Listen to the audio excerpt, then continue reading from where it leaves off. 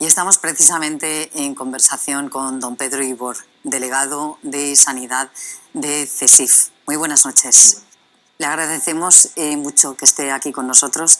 Sabemos que están siendo unos días muy difíciles porque están ustedes al pie del cañón, con lo cual doblemente gracias por estar aquí y por tratar de informarnos y contarnos esa última hora. ¿Nos puede decir más o menos en este momento cómo se encuentran los hospitales de la Comunidad Valenciana desde el punto de vista asistencial?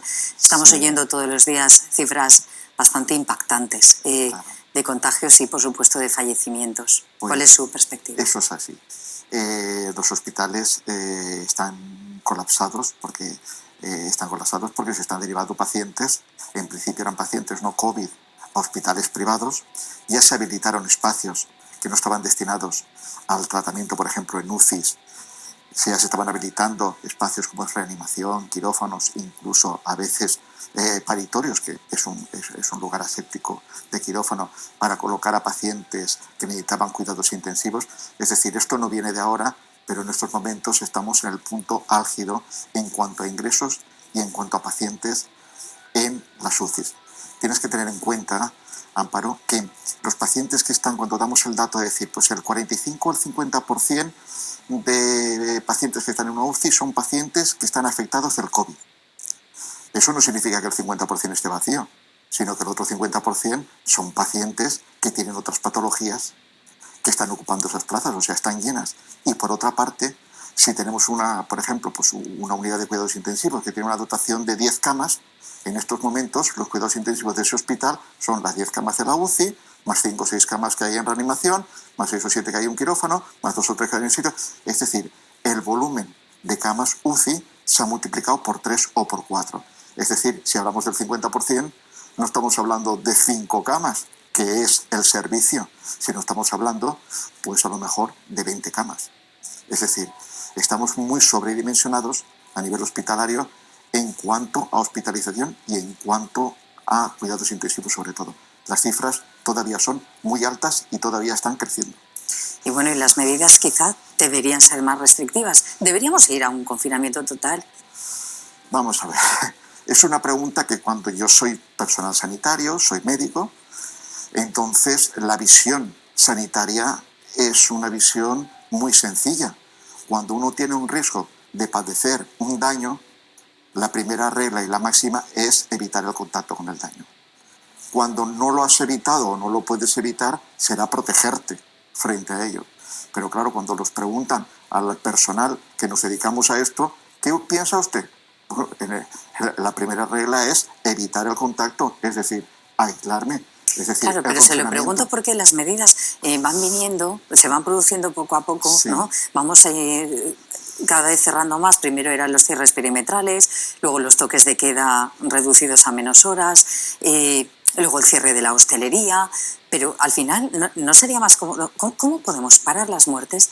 Que estamos hablando de números, doctor, y usted mejor que yo, porque ustedes firman defunciones, ustedes saben que no pueden estar al lado como les gustaría siempre, al lado de sus familiares, cuidándoles, intentando atenderles en un momento tan difícil como este, que no se pueden incluso ni despedir de sus familias. Entonces, con esos datos tan tremendos que tenemos, ¿no deberíamos ir más lejos? O sea, ¿las medidas son suficientes o deberíamos decir, vamos a meternos 15 días en nuestras casas y luego ya veremos?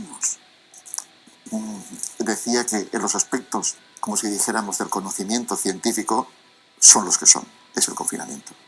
Otra cosa son las decisiones que se puedan tomar desde el punto de vista estratégico, desde el punto de vista político. Los sanitarios simplemente aportamos el conocimiento. Pero les consultan a ustedes, o sea, ¿existe una relación frecuente? Entiendo que sí, pero ¿hasta qué punto les están...? Es que es algo que yo me pregunto siempre. Ustedes hablan, las autoridades sanitarias hablan, pero al final no toman las decisiones que ustedes les piden. Bueno, pero eso es una decisión política. Ya. O sea, hay que tener en cuenta que en concreto en la Consejería de Sanidad hay una Dirección General de Salud Pública y además incluso es la Consejería de Sanidad Universal y Salud Pública, con su Dirección General y todos sus departamentos.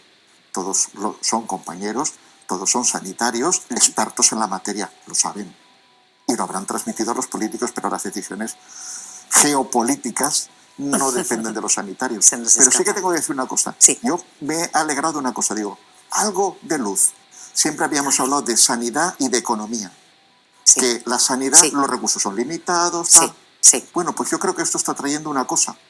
¿Qué es primero, la salud o la economía?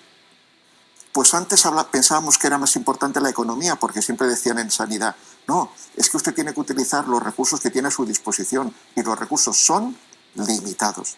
Todo en la vida es limitado, pero el límite es muy modificable. Totalmente. Uno puede invertir en salud y uno puede invertir en construir kilómetros de AVE. Los políticos tendrán que decidir hacia dónde tienen que ir. Pues por ver algo de luz para un futuro, creo que se va a ver otra visión mundial, incluso ya no solamente española. Las inversiones en salud van a aumentar. Estoy convencido. Ojalá sí sea. Estoy convencido, porque va a traer eso. Porque como hoy decía la vicepresidenta de la Generalitat, doña Mónica Oltra, decía, es que todos los días se está cayendo un avión. Es verdad. Y me ha parecido muy gráfico. No, es que las y nos cifras hemos son sensibilizado. esas. Antes salía, se ha estrellado un avión y han muerto todos los pasajeros. Uy, y se nos encogía el corazón. Ahora se cae un avión todos los días y cambiamos de canal. Y parece que no es, o sea, parece que lo tenemos asumido. Nosotros hemos utilizado ese ejemplo aquí alguna vez, ¿eh? Sí, porque claro, son catástrofes a las que uno es difícil que se enfrente, Claro. y cuando ha ocurrido una vez, pues nos parece una barbaridad. Ahora, como pasa todos los días, pues parece que le damos categoría de normalidad. Y por desgracia, detrás de cada cifra hay una persona y muchísimas familias afectadas. Precisamente la vicepresidenta Mónica Oltra estaba el otro día proponiendo que se cierren los colegios. Ya, las universidades la Universidad Católica tomó la decisión de suspender la docencia presencial, y al día siguiente también todas las públicas se sumaron a la propuesta o la tenían tomada. Sí.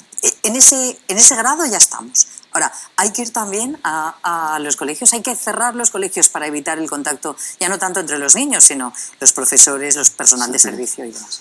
No soy experto en la materia porque no trabajo en docencia. Pero lo digo por el confinamiento. Pero el conjunto, no veo los brotes fundamentalmente en los colegios, Vale. curiosamente. Vale. No los noto, o sea, no los veo. Quizá con el tiempo, cuando se haga un estudio, a lo mejor no hay brotes, pero sí que son vehículos o son vectores de la transmisión. Con el tiempo lo veremos.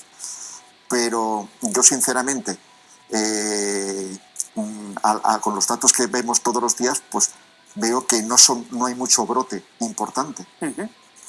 Sí que es verdad que, como decía, pueden ser vectores. En principio es muy difícil porque, como muy bien dijo nuestra consellera, esto ya se ha perdido el control. Sí. Ya no sabemos, cuando viene un paciente y se le hace una analítica de PCR con síntomas o síntomas y da positivo, el rastreo ya ha muerto. Pero doctor, eso es muy duro. Doctor, bueno, que salga una autoridad sanitaria y que diga la pandemia está totalmente descontrolada, por lo que hablábamos antes con los otros invitados de la incertidumbre, sí. Es muy duro. Ahora, yo prefiero que lo digan. Es muy necesario que los ciudadanos estemos informados. Claro. ¿Estamos suficientemente informados? Porque todos los días estamos oyendo hablar de estas cifras terribles y como usted decía, doctor, es que al final estamos asumiendo, todos los días se cae un avión y está bien. ¿Estamos suficientemente informados y concienciados? Concienciados no. Vale. Por eso sí que agradezco a la consellera que haya dicho lo que dijo. Otra cosa es que se le exijan responsabilidades de que al llegar a esa situación, pues yo no he tenido nada que ver, pero ella sí que ha tenido que ver. Pero eso es otra cosa. Ya le pedirá responsabilidades las Cortes o quien corresponda. Pero se ha agradecido que lo dijera, porque creo que se ha sensibilizado a la población, diciendo la verdad. Oiga, esto está descontrolado, no salgan usted de casa, lo menos posible. Yo creo que eso que lo diga una autoridad, como la Consejera de Sanidad, es de agradecer. Esa es la realidad. Otra cosa es que tenga a mí me parece genial por la transparencia, pero junto a eso, además de eso, ustedes están en jornadas maratonianas, doctor, ustedes están duplicando turnos, o sea, les vemos en los medios de comunicación y en haciéndonos partícipes de que hay más de un 17% de bajas por estrés. Bueno, una parte por contagios, que ya me parece complicadísimo, y otra parte por estrés, por cansancio y por una fatiga y esa huella que les va a dejar a ustedes mismos como profesionales. Lógicamente, eso es así. O sea, de hecho, hay mucho compañero en tratamiento psicológico por el tema, porque no se estaba preparado para esta situación. Nadie está preparado para estas situaciones. Pero en la primera ola fue terrible, en esta segunda ola también es terrible. El profesional ha aprendido muchas cosas, con lo cual en ese aspecto tiene su parte positiva, pero desde luego son situaciones muy interesantes que han incrementado. Uno de los problemas precisamente que hay es el aumento de bajas laborales derivadas de la propia enfermedad por contagio o por estrés laboral, con lo cual es una situación bastante importante.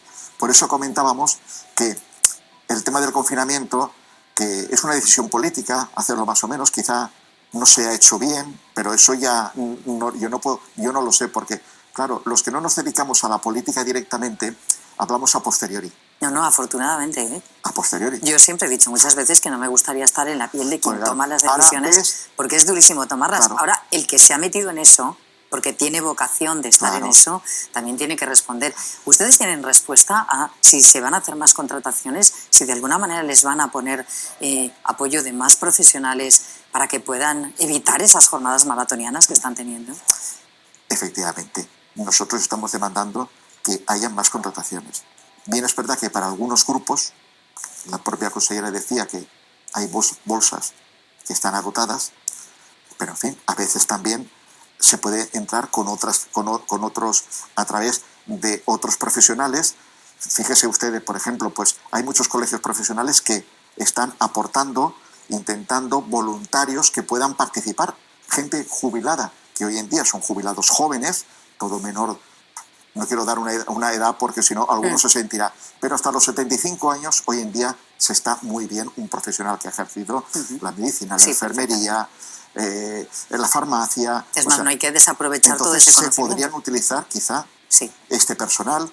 Ya se habla de utilizar alumnos de último curso para algunas tareas concretas, lógicamente, y entonces eso son buenas soluciones.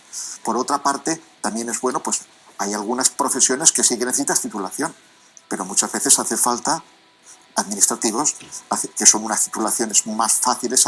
Las bolsas de administrativos no se van a agotar, las bolsas de celadores no se van a agotar, en auxiliares clínicos hay más posibilidades. Conforme se va ascendiendo, las posibilidades son menores, pero es decir, se puede hacer más contrataciones, que eso descarga mucho el sistema. Bueno, pues ojalá que todo eso se organice, porque tenerlos los tenemos y además gente buenísima, con muchísimo talento, pero ahora falta que todo eso se organice rápido para poder proceder también a la vacunación. Sabe que llevamos todo el programa hablando del tema de las vacunas, algo que antes parecía que estaba muy lejos, ¿no? Parecía una cuestión geopolítica, pero es que ahora lo tenemos delante de las manos y lo hemos querido tratar aquí entre todos porque es la consecuencia lógica de lo que nos encontramos ahora en los hospitales y en los centros de salud. Respecto a las vacunas, doctor Ibor, nos han dicho que la primera dosis podría tener una progresión hasta la segunda dosis de 28 días. Ahora, como tenemos falta de esas dosis, nos dicen que hasta 42. En su opinión, como médico, ¿cree que hubiera sido mejor hacer como Alemania, que lo que ha hecho es, fíjese qué curioso, en una cuestión donde también entra el servicio de inteligencia, es yo tengo todas las vacunas, no las pongo, me las guardo, quizá porque ya sabían que la segunda parte no había llegado y entonces van a esperar a tenerlas todas para hacerlo. Bueno, nosotros no hemos sido tan rápidos o no hemos tenido esa información. Pero claro, entre esa primera y esa segunda, ¿podemos tener garantía o tranquilidad de que podemos aguantar los 42 días?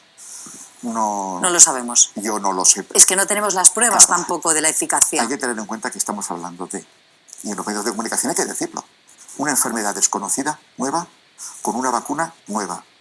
Para una enfermedad desconocida y además la tecnología que utilizan las vacunas, sobre todo las que están ahora aplicándose aquí en la Comunidad Valenciana, Pfizer y Moderna, con una tecnología, con una biotecnología que nunca se había utilizado.